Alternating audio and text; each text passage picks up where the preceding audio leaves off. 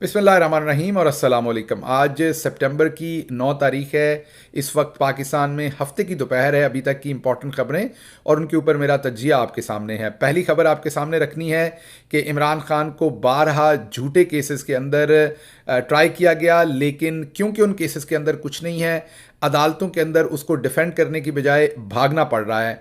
एक जज के बाद दूसरा जज जो है वो भाग रहा है, फरार हो रहा है। पहले जज दिलावर ने जो किया वो आपके सामने है। फिर इस्लामाबाद हाई कोर्ट के अंदर अनफॉर्चुनेटली जस्टिस आमिर फारूक साहब ने जो किया वो भी आपके सामने है।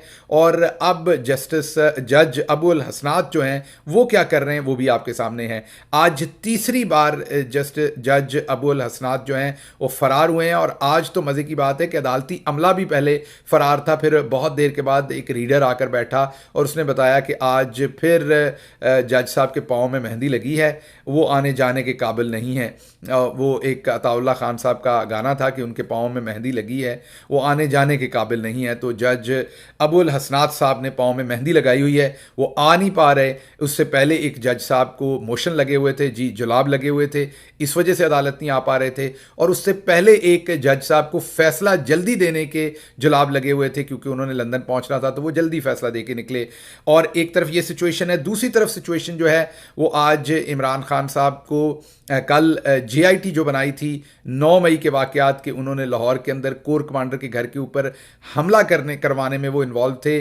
उस जेआईटी की रिपोर्ट में इमरान खान साहब को कसूरवार करार दे दिया है, उनके ऊपर उसका मलबा डाल दिया गया और उनको उनके इर्द गिर्द घेरा तंग करने की कोशिश की जा रही है उस झूठे केस के अंदर भी।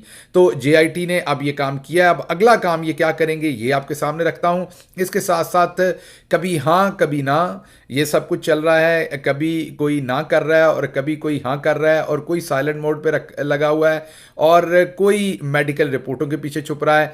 हर एक का अपना अपना धंधा है। दिखाएंगे कि कप्तान ने किस तरीके से इन्हें थका थका के पानी से भिगो भिगो के इनको मारा है, और अब इनको खुद समझ नहीं आ रही कि ये क्या जो है वो जवाब दें। हर एक की अपना जवाब है, हर एक का भागने का अपना बहाना है, और आपके सामने सभी के बहाने रखूंगा और वजह बताऊंगा कि ये सारे क्यों भाग रहे हैं। कोई इलेक्शन से भाग रहा है तो किसी को इलेक्शन फौरन चाहिए, सबकी अपनी अपनी बीन है, सबकी अपनी अपनी धुन है।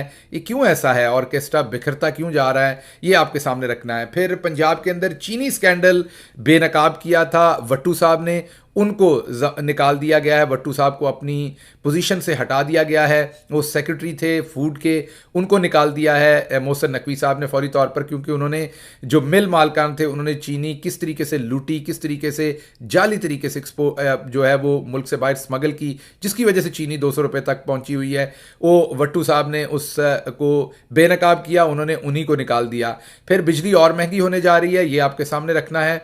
और एक नवाज शरीफ साहब की बात भी रखेंगे आपके सामने कि किस तरीके से वो हिंदुस्तान की एक दोशीज़ा की मोहब्बत में गिरफ्तार हुए और फिर इंटेलिजेंस एजेंसीज़ को उन्हें बताना पड़ा कि हुजूर ना कीजिए, ये रॉ की एजेंट है, आपके लिए और मुल्क के लिए मसाइल बनेंगे। इसके ऊपर बात करेंगे, ज़्यादा तफसील से बात नहीं करेंगे क्योंकि मेरा ताल्लुक पाकिस्तान मुस्लिम लीग नून से नहीं है। वो बिलो द बेल्ट हमले करते हैं, लोगों की ज़ाती ज़िंदगी पर हमले करते हैं। इमरान खान और उनकी पार्टी जो है वो ज़ाती ज़िंदगी पर हमले करने पर बिलीव नहीं करती। जो बात करूंगा वो सिर्फ कौमी सलामती के एरिया से रिलेटेड करूंगा, उनकी ज़ाती ज़िंदगी के ऊपर बात नहीं करूंगा। तो पहली खबर की तरफ आते हैं। जैसा मैंने आपको कहा कि जज पे जज फरार हो रहा है। एक जज साहब जो बड़े जज साहब हैं सबसे, जस्टिस उमर अता बंदयाल साहब, उन्होंने तो 32 सफ़े लिखे जिसमें उन्होंने अपनी दुख भरी कहानी बताई। मुझे ऐसे ही लगा जैसे कोई बहुत ही कमज़ोर पोजीशन के अंदर कोई इंसान हो और उसको जिस तरीके से ह्यूमिलिएट किया जाए, जिस तरीके से उसको मैं यही कहूँगा कि हरास किया जाए, वो अपनी दास्तान जिस तरीके से लिखेगा उस तरह की दास्तान उन 32 सफ़ों के अंदर हमें सामने आई। और ये वही चीफ जस्टिस हैं जिनकी आंखों के सामने इमरान खान साहब के जो ट्रायल है उसमें बदतरीन तरीके से सजा दी गई, और फिर इनकी आंखों के सामने इस्लामाबाद हाई कोर्ट ने उस केस को इतना लटकाया कि उतनी देर में नए केस बना के उनको मैच्योर करके इमरान खान साहब को उनके अंदर जाली तरीके से गिरफ्तार किया गया। जी हाँ, ये वही चीफ जस्टिस हैं जिनकी आंखों के सामने पाकिस्तान की बहुत सारी खवातीन इस टाइम बेकसूर जेलें भुगत रही हैं, लेकिन उमर अता बंदयाल साहब ने ना सोमोटो लिया, ना उनके घर वालों की आओ बका सुनी, ना किसी खत का जवाब दिया, लेकिन खुद आओ बका कर रहे हैं 32 सफ़ों में, खुद आवाम को बता रहे हैं कि मेरे साथ कितना जुल्म हुआ। जैसे साहब, जब तक आप लोगों के जुल्म को आपने नहीं सुना, जब आप पोजीशन पे थे, तो लोग अब आपकी बात कैसे सुनेंगे? तारीख आपको अनफॉर्चुनेटली माफ़ नहीं करेगी, तारीख आपकी बात नहीं सुनेगी। चंद दिन और हैं, चंद दिन के बाद आप देखिएगा लोग किस तरीके से आप पे तनकीद करते हैं, क्योंकि आप इस मर्तबे से नीचे उतर जाएंगे और फिर तनकीद का काम खुला हो जाएगा। एनीवेज, वापस आता हूं कि जज पे जज फरार हो रहा है इमरान खान के मुकदमों के अंदर।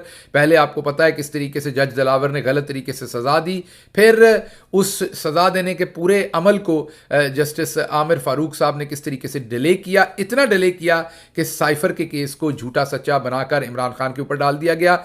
और अभी वो भी, ये दोनों केसेस डड्डू केसेस थे।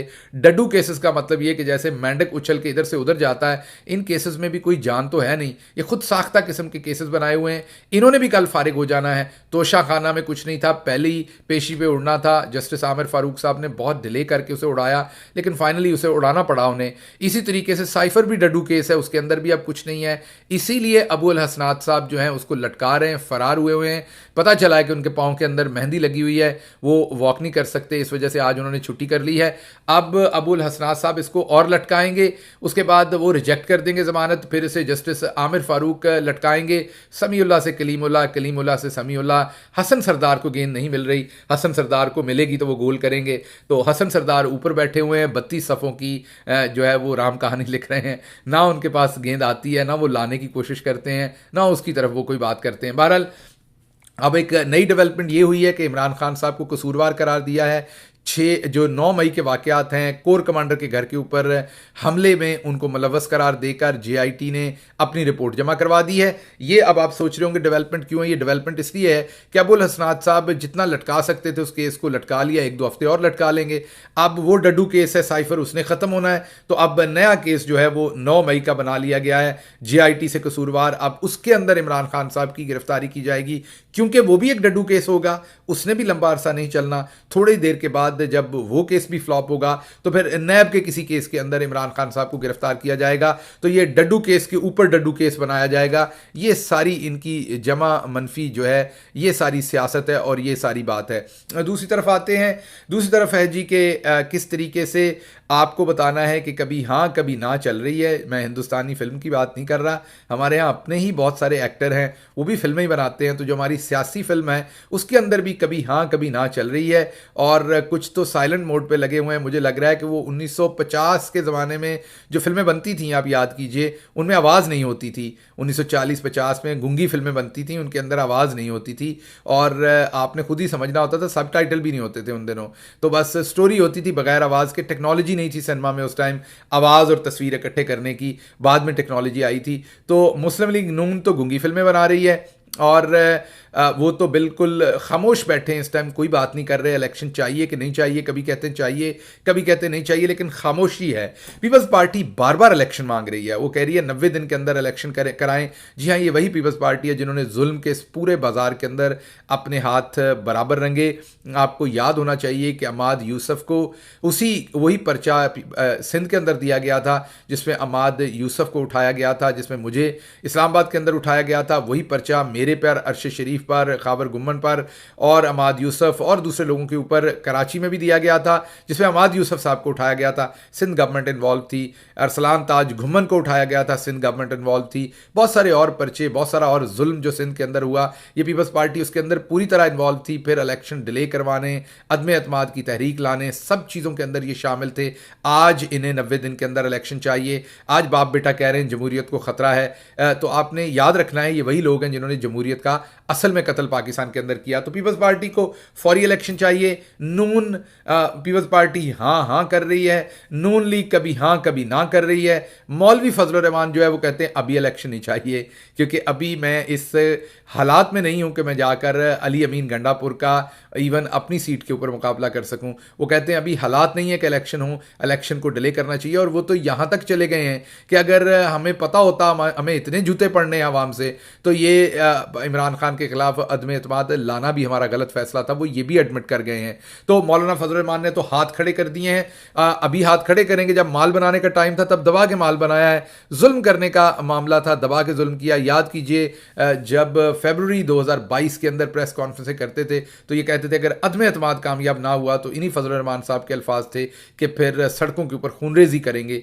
ये कहते थे फजल रहमान साहब। लेकिन अब कहते मैंने इलेक्शन में नहीं जाना, इलेक्शन से मैंने भागना है। दूसरी तरफ एक और पहलवान हैं बहुत बड़े जो पाकिस्तान तहरीक इंसाफ को तोड़ना चाहते हैं, दिन रात इमरान खान को धमकियां देते हैं, पाकिस्तान तहरीक इंसाफ को धमकियां देते हैं। जी हाँ, मैं बात कर रहा हूँ खटक साहब की, परवेज़ खटक साहब। उन्होंने एबटाबाद के अंदर कल बयान दिया है कि उन्हें इलेक्शन नहीं चाहिए, आज बयान दिया है कि उन्हें इलेक्शन नहीं चाहिए, अभी उन्हें तैयारी का मौका चाहिए। जी हाँ, आपको पता बड़े रेसलर हैं, बड़े पहलवान हैं, उन्होंने अभी तेल शेल लगाना है, बैठ के शर्ट के निकालनी है, वो बड़े रेसलर हैं, आपको पता बड़े बड़े मैच के। तो वो कहते हैं मुझे अभी तैयारी का मौका चाहिए, मुझे तैयारी का मौका मिल जाए तो अभी इलेक्शन नहीं चाहिए। ये देखिए कैसे जमहूरियत पसंद लोग हैं, इन्हें जमहूरियत नहीं, इन्हें अपनी तैयारी से गर्ज है, क्योंकि अभी पाकिस्तान तहरीक इंसाफ को ये हरा नहीं सकते, इन्हें पता है, तो इलेक्शन से भागने की तैयारी है। परवेज़ खटक साहब, आपको मैंने एक बात बतानी है कि होनी तो आपकी ज़मानतें ज़ब्ती हैं, तो 4 दिन बाद क्यों करवानी है, 4 दिन पहले ही करवा लें, ऐसे ही थकेंगे, अपनी ज़िंदगी को भी बेसुकून करेंगे,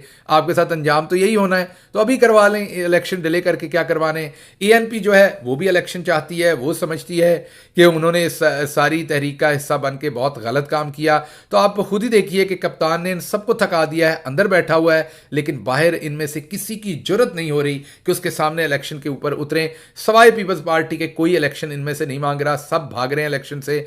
मुस्लिम लीग नून भी इलेक्शन का नाम नहीं ले रही। अब बड़े मियाँ साहब वापस आना चाहते हैं, छोटे मियाँ साहब की भी अल्लाह का शुक्र है कैंसर की रिपोर्टें क्लियर आ गई हैं, उन्होंने पाकिस्तान के अंदर कैंसर की कोई रिपोर्ट नहीं करवाई, वहाँ जाके कराई, यहाँ पर तो उनके बिजली भरी हुई थी अंग अंग में। आपको याद होगा कि एक दिन रेस्ट नहीं की, एक दिन आपको खबर नहीं आई, अल्लाह करे वो ऐसे ही सेहतमंद रहे, हमारी दुआ है। लेकिन ये समझ नहीं आती कि लंदन जाते ही बीमार हो जाते हैं और यहाँ आते ही अगर हुकूमत हो तो फिर बिल्कुल ठीक, अगर हुकूमत ना हो तो फिर यहाँ रहना ही नहीं चाहते। तो एनीवेज ये तो इनकी स्टोरी थी। तीसरी खबर जो आपके सामने रखनी है, बड़ा स्कैंडल था पंजाब गवर्नमेंट का। पंजाब गवर्नमेंट के जो फूड डिपार्टमेंट के जो सेक्रेटरी थे जिनका नाम ज़मान वट्टू था, मोहम्मद ज़मान वट्टू, उनको निकाल दिया गया है। कसूर उनका ये था कि उन्होंने अवाम के सामने रखा था कि किस तरीके से PDM की हुकूमत के अंदर जो चीनी चोरी की गई, स्मगल की गई मुल्क से बाहर। आपको याद होगा एक दफ़ा चीनी से ही स्मगल की गई थी इमरान खान साहब की हुकूमत में, तो इमरान खान ने बाकायदा एक्शन लिया था, लोगों को फारिग किया था, फैक्ट फाइंडिंग रिपोर्ट लेके आए थे, उसके ऊपर फिर नैब के केसेस बने थे और अपनी पार्टी को कमज़ोर कर लिया था, लेकिन ये करप्शन बर्दाश्त नहीं की थी। तो आज ज़मान वट्टू साहब का कसूर ये है कि उन्होंने इनकी वो चोरी जो इन्होंने की जिससे चीनी 70 रुपए से 200 रुपए पे गई, उसको आवाम के सामने रखा, तो बजाय उनकी सताइश करने के उन्हीं को नौकरी से निकाल दिया गया, मीन हटा दिया गया उस पोजीशन से। तो ये वट्टू साहब के साथ किया गया है। और उसके साथ साथ आपको खबर ये देनी है कि आवाम पहले ही तपी हुई है, बुरे हाल हैं, लेकिन उसके बावजूद बिजली भी महंगी हो गई है फिर से, और गैस भी और महंगी हो गई है। जी हाँ, ये कल ही फैसला किया गया है कि बिजली और गैस दोनों जो है वो महंगी की जा रही है, और आप खुद ही सोच लीजिए कि इससे गरीब का क्या बनेगा और आने वाले दिनों में महंगाई के ऊपर और मामला जो है वो किस तरह तरीके से सामने आएंगे। इसके साथ ही मुझे इजाज़त दीजिए। अल्लाह आपका हामी और नासिर हो। पाकिस्तान जिंदाबाद।